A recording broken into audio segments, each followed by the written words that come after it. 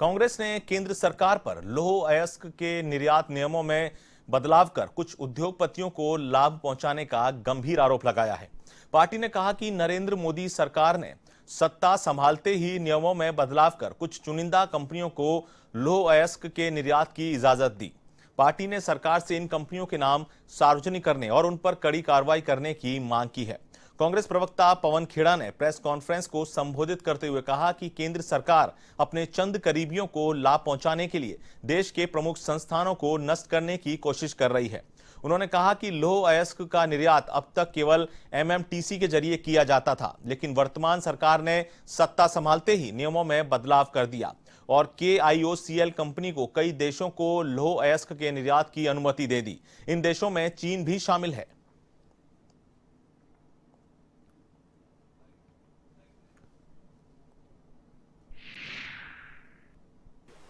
केंद्र में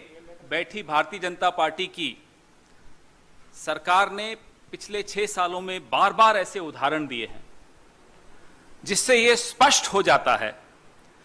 कि मोदी सरकार सिर्फ अपने कुछ चुनिंदा अमीर दोस्तों के लिए सत्ता में आई। खनन क्षेत्र में, माइनिंग में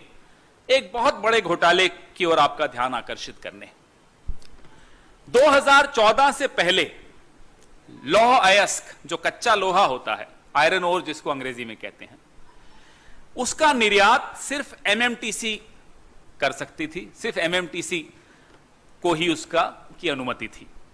और एमएमटीसी भी सिर्फ वो लौह अयस्क निर्यात कर सकती थी जिसमें 64% लोहे का संकेंद्रण या कॉन्सेंट्रेशन होता था। स्टील मंत्रालय ने सबसे पहले तो 64% संकेंद्रण कॉन्सेंट्रेशन का नियम बदल दिया, उसको डाइल्यूट कर दिया, उसको हल्का कर दिया और